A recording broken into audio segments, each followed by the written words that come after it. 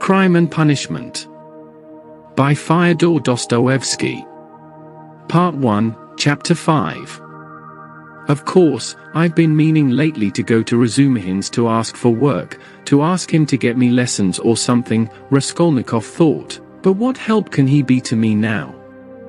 Suppose he gets me lessons, suppose he shares his last farthing with me, if he has any farthings, so that I could get some boots and make myself tidy enough to give lessons, Well, and what then? What shall I do with the few coppers I earn? That's not what I want now. It's absurd for me to go to Razumihin. The question of why he was now going to Razumihin agitated him even more than he knew. He kept uneasily seeking some sinister significance in this ordinary action. Could I have expected to set it all straight and to find a way out using Razumihin alone? He asked in perplexity. He pondered and rubbed his forehead, and, strange to say, after long musing, suddenly, as if it were spontaneously and by chance, a great thought came into his head. To Razumihin's, he said all at once, calmly, as though he had reached a final determination. I shall go to Razumihin's, of course, but not now. I shall go to him, the next day after it, when it will be over, and everything will begin afresh. And suddenly, he realized what he was thinking. After it, he shouted, jumping up from the seat, but will it happen? Is it possible it really will happen? He left the Hart and went off almost at a run. He meant to turn back, homewards, but the thought of going home suddenly filled him with intense loathing. In that hole, in that awful little cupboard of his, all this had for a month past been growing up in him, and he walked on at random. His nervous shudder had passed into a fever that made him shiver. Despite the heat, he felt cold. With some effort, he began almost unconsciously, from some inner craving, to stare at all the objects before him as though looking for something to distract his attention. Still, he did not succeed and kept dropping every moment into brooding. When with a start, he lifted his head again and looked around, he forgot at once what he had just been thinking about and even where he was going. In this way, he walked right across Vassilievsky Ostrov, came out onto the Lesser Neva, crossed the bridge, and turned towards the islands. The greenness and freshness were restful to his weary eyes after the town's dust and the huge houses that hemmed him in and weighed upon him. Here there were no taverns, no stifling closeness, and no stench. But soon, these new pleasant sensations passed into morbid irritability. Sometimes he stood still before a brightly painted summer villa standing among green foliage. He gazed through the fence, and he saw in the distance smartly dressed women on the verandas and balconies and children running in the gardens. The flowers especially caught his attention. He gazed at them longer than anything. Luxurious carriages and men and women also met him on horseback. He watched them with curious eyes and forgot about them before they vanished from his sight. Once he stood still and counted his money. He found he had 30 kopecks. 20 to the policeman, 3 to Nastasia for the letter, so I must have given 47 or 50 to the Marmeladovs yesterday, he thought, reckoning it up for some unknown reason. Still, he soon forgot with what object he had taken the money from his pocket. He recalled it while passing an eating house or tavern and felt hungry. Going into the bar, he drank a glass of vodka and ate a pie of some sort. He finished eating it as he walked away. It was a long while since he had taken vodka, and it affected him at once, though he only drank a wineglassful. His legs felt suddenly heavy, and significant drowsiness came upon him. He turned homewards, but reaching Petrovsky Ostrov, he stopped completely exhausted, turned off the road into the bushes, sank upon the grass, and instantly fell asleep. In a morbid condition of the brain, dreams often have a singular actuality, vividness, an extraordinary semblance of reality. At times monstrous images are created, but the setting and the whole picture are so truthlike and filled with details so delicate, So unexpectedly, but so artistically consistent that the dreamer, were he an artist like Pushkin or Turgenev even, could never have invented them in the waking state. Such sick dreams always remain long in the memory and make a powerful impression on the overwrought and deranged nervous system. Raskolnikov had a fearful dream. He dreamt he was back in childhood in the little town of his birth. He was a child, about 7 years old, walking into the country with his father on the evening of a holiday.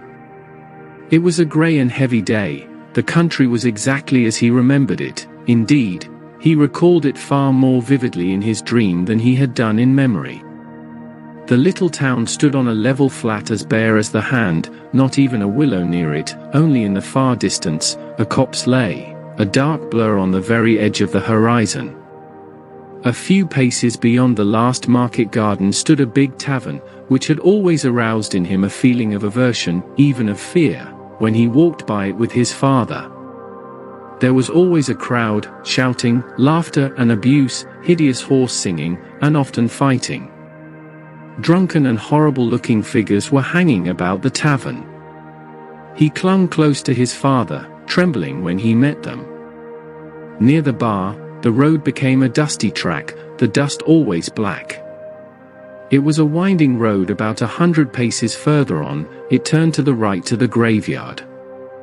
In the middle of the cemetery stood a stone church with a green cupola where he used to go to mass 2 or 3 times a year with his father and mother, when a service was held in memory of his grandmother, who had long been dead, and whom he had never seen.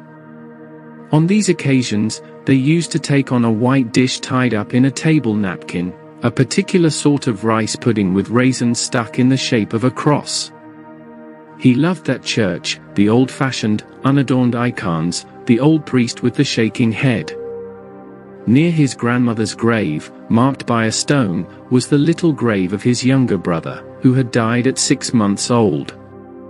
He did not remember him at all, but he had been told about his little brother, and whenever he visited the graveyard, he used religiously and reverently to cross himself and to bow down and kiss the little grave. And now he dreamt that he was walking with his father past the tavern on the way to the graveyard. He was holding his father's hand and looking with dread at the bar. A peculiar circumstance attracted his attention.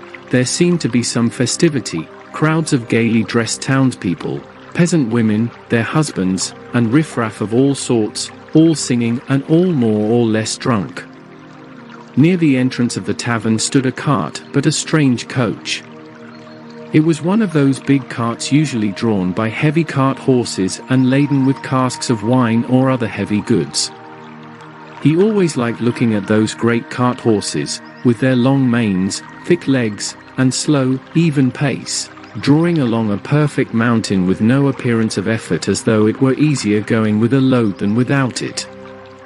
But now, strange to say, in the shafts of such a cart, he saw a thin little sorrel beast, one of those peasants' nags that he had often seen straining their utmost under a heavy load of wood or hay, especially when the wheels were stuck in the mud or a rut. And the peasants would beat them so cruelly, sometimes even about the nose and eyes, and he felt so sorry for them that he almost cried, and his mother always used to take him away from the window. Suddenly there was a great uproar of shouting, singing, and the balalaika. From the tavern, several significant and very drunken peasants came out, wearing red and blue shirts and coats thrown over their shoulders. "Get in," shouted one of them, a young thick-necked peasant with a fleshy face red as a carrot. "I'll take you all, get in." But at once, there was an outbreak of laughter and exclamations in the crowd. "Take us all with a beast like that? Why, Mikolka, are you crazy to put a nag like that in such a cart? And this mare is 20 if she is a day, mates. Get in, I'll take you all," Mikolka shouted again, leaping first into the cart, seizing the reins, and standing straight up in front. "The bay has gone with Matvey," he shouted from the coach, "and this brute, mates, is just breaking my heart. I feel as if I could kill her. She's just eating her head off. Get in, I tell you." I'll make her gallop. She'll gallop, and he picked up the whip, preparing himself with relish to flog the little mare. Get in. Come along. The crowd laughed. Do you hear? She'll gallop. Gallop indeed. She has not had a gallop for the last 10 years. She'll jog along. Don't you mind her, mates, bring a whip each of you, get ready. All right. Give it to her. They all clambered into Mikolka's cart, laughing and making jokes. 6 men got in, and there was still room for more. They hauled in a fat, rosy-cheeked woman. She was dressed in red cotton, a pointed, beaded headdress, and thick leather shoes. She was cracking nuts and laughing. The crowd around them was laughing, too, and indeed, how could they help to laugh? That wretched nag was to drag all their cartload at a gallop.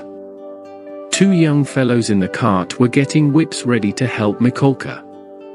With the cry of, now, the mare tugged with all her might but, far from galloping, could scarcely move forward. She struggled with her legs, gasping and shrinking from the blows of the 3 whips showered upon her like hail. The laughter in the cart and the crowd was redoubled, but Mikolka flew into a rage and furiously thrashed the mare as though he supposed she could gallop. Let me get in, too, mates, shouted a young man in the crowd whose appetite was aroused. Get in, all get in, cried Mikolka, she will draw you all. I'll beat her to death. And he thrashed and thrashed at the mare beside himself with fury. Father, father, he cried, father, what are they doing? Father, they are beating the poor horse. Come along, said his father. They are drunken and foolish, they are in fun, come away, don't look, and he tried to draw him away, but he tore himself away from his hand and, beside himself with horror, ran to the horse. The poor beast was in the wrong way. She was gasping, standing still, then tugging again and almost falling. Beat her to death, cried Mikolka, it's come to that. I'll do for her. What are you about? Are you a Christian, you devil? Shouted an old man in the crowd. Did anyone ever see the like? A wretched nag like that pulling such a cartload, said another. You'll kill her, shouted the third. Don't meddle. It's my property, I'll do what I choose. Get in, more of you. Get in, all of you. I will have her go at a gallop. All at once laughter broke into a roar and covered everything. The mare, roused by the shower of blows, began feebly kicking. Even the older man could not help smiling. To think of a wretched little beast like that trying to kick. 2 lads in the crowd snatched whips and ran to the mare to beat her about the ribs. 1 ran each side. Hit her in the face, in the eyes, cried Mikolka. Give us a song, mates, shouted someone in the cart, and everyone in the cart joined in a riotous song, jingling a tambourine and whistling. The woman went on cracking nuts and laughing. He ran beside the mare, ran in front of her, and saw her being whipped across the eyes, right in the eyes. He was crying, he felt like choking, and his tears were streaming. One of the men gave him a cut with the whip across the face, he did not feel it. Wringing his hands and screaming, he rushed up to the grey-headed older man with the grey beard, who was disapprovingly shaking his head. One woman seized him by the hand and would have taken him away, but he tore himself from her and ran back to the mare. She was almost at the last gasp, but began kicking once more. I'll teach you to kick, Mikolka shouted ferociously. He threw down the whip, bent forward, and picked up a long, thick shaft from the bottom of the cart. He took hold of one end with both hands and, with an effort, brandished it over the mare. He'll crush her, was shouted around him. He'll kill her. It's my property, shouted Mikolka, bringing the shaft down with a swinging blow. There was a sound of a heavy thud. Thrash her, thrash her. Why have you stopped? Shouted voices in the crowd. And Mikolka swung the shaft a second time, and it fell a second time on the spine of the luckless mare. She sank back on her haunches, but lurched forward and tugged forward with all her force, tugged first on one side and then on the other, trying to move the cart. But the 6 whips were attacking her in all directions, and the shaft was raised again and fell upon her a third time, then a fourth, with heavy, measured blows. Mikolka was a fury that he could not kill her with one blow. She's a tough one, was shouted in the crowd. She'll fall in a minute, mates, there will soon be an end to her, said an admiring spectator. Fetch an axe to her. Finish her off, shouted a third. I'll show you. Stand off, Mikolka screamed frantically. He threw down the shaft, stooped down in the cart, and picked up an iron crowbar. Look out, he shouted, and with all his might, he dealt a stunning blow at the poor mare. The blow fell, the mare staggered, sank back, and tried to pull, but the bar fell again with a swinging impact on her back, and she fell on the ground like a log. Finish her off, shouted Mikolka, and he leaped beside himself out of the cart. Several young men, also flushed with drink, seized anything they could come across, whips, sticks, poles, and ran to the dying mare. Mikolka stood on one side and began dealing random blows with the crowbar. The mare stretched her head, drew a long breath, and died. You butchered her, someone shouted in the crowd. Why wouldn't she gallop then? My property, shouted Mikolka, with bloodshot eyes, brandishing the bar in his hands. He stood as though regretting that he had nothing more to beat. No mistake about it, you are not a Christian, many voices shouted in the crowd. But the poor boy, beside himself, made his way, screaming, through the crowd to the sorrel nag, put his arms round her bleeding dead head and kissed it, kissed the eyes and lips. Then he jumped up and flew in a frenzy with his little fists at Mikolka. At that instant, his father, who had been running after him, snatched him up and carried him out of the crowd. Come along, come. Let us go home, he said to him. Father! Why did they kill the poor horse, he sobbed, but his voice broke, and the words came in shrieks from his panting chest. They are drunk. They are brutal, it's not our business, said his father. He put his arms around his father, but he felt choked. He tried to draw a breath, to cry out, and woke up. He woke up gasping for breath, his hair soaked with sweat, and stood up in terror. Thank God, that was only a dream, he said, sitting under a tree and drawing deep breaths. But what is it? Is it some fever coming on? Such a hideous dream. He felt utterly broken, darkness and confusion were in his soul. He rested his elbows on his knees and leaned his head on his hands. Good God, he cried, can it be, that I shall take an axe, that I shall strike her on the head, split her skull open, that I shall tread in the sticky warm blood, break the lock, steel and tremble, hide, all spattered in the blood, with the axe? Good God, can it be? He was shaking like a leaf as he said this. But why am I going on like this? He continued, sitting up again, as it were in profound amazement.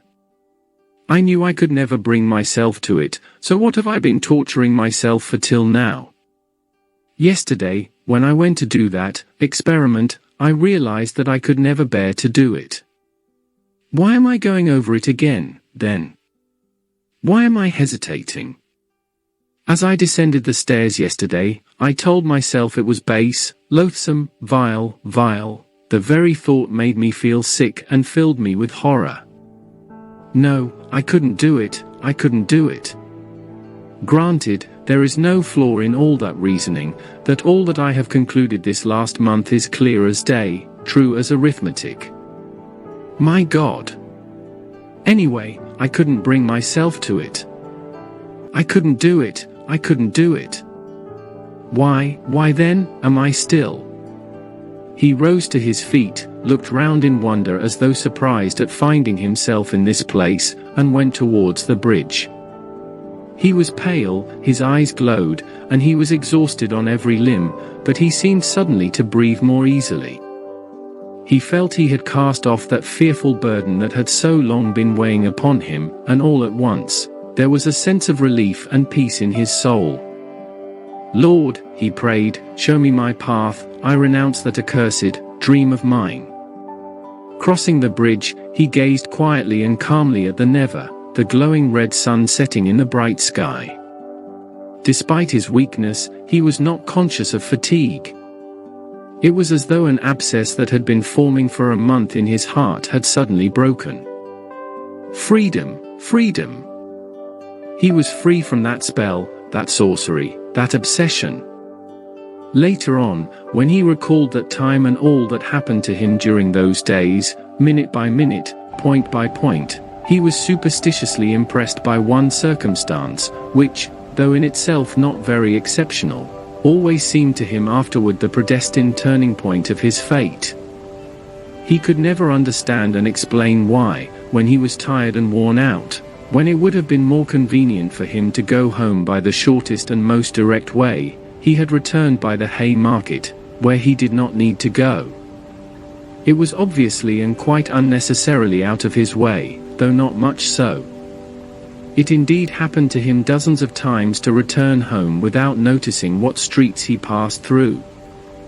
But why, he was always asking himself, why had such an important, such a decisive, and at the same time such an absolutely chance meeting happened in the hay market, where he had moreover no reason to go, at the very hour, the exact minute of his life when he was just in the same mood, and in the identical circumstances in which that meeting was able to exert the gravest and most decisive influence on his whole destiny, as though it had been lying in wait for him on purpose.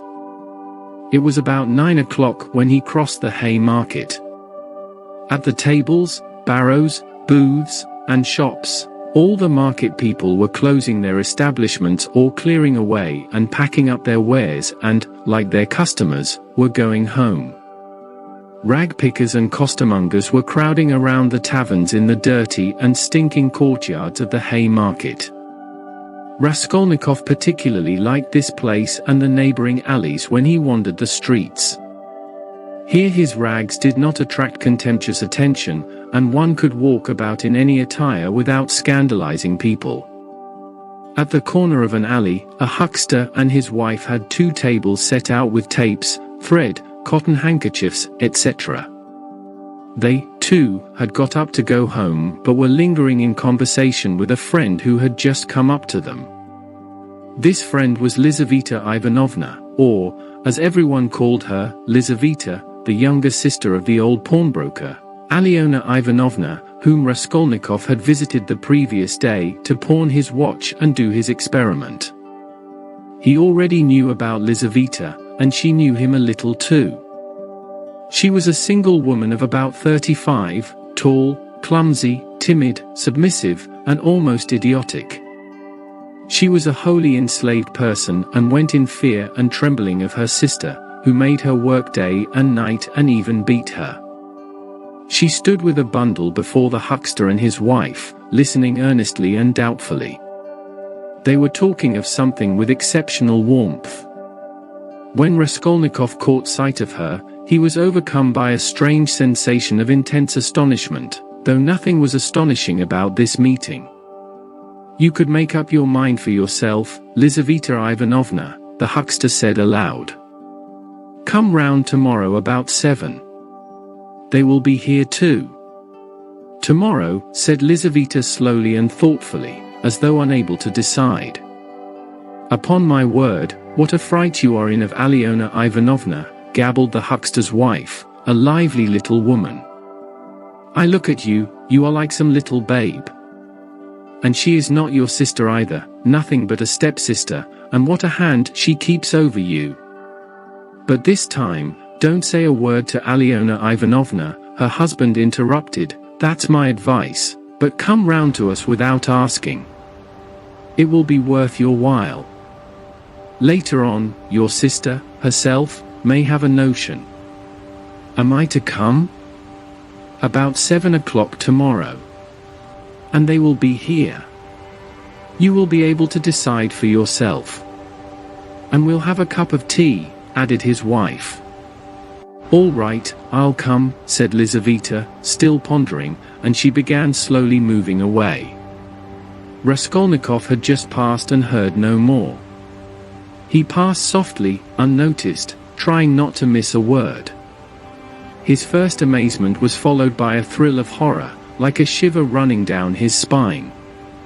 He had suddenly quite unexpectedly learned, that the next day at 7 o'clock Lizaveta, the older woman's sister and only companion, would be away from home and that, therefore, at 7 o'clock precisely, the older woman would be left alone. He was only a few steps from his lodging. He went in like a man condemned to death.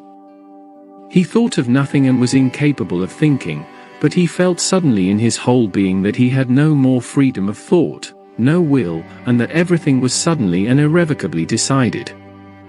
Indeed, if he had to wait whole years for a suitable opportunity, he could not reckon on a more certain step towards the plan's success than that which had just presented itself. It would have been difficult to find out beforehand and with certainty, with greater exactness and less risk.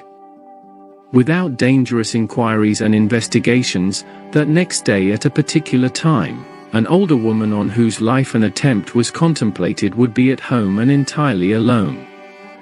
That is the end of chapter 5. Thanks for watching, and I'll see you at the next one.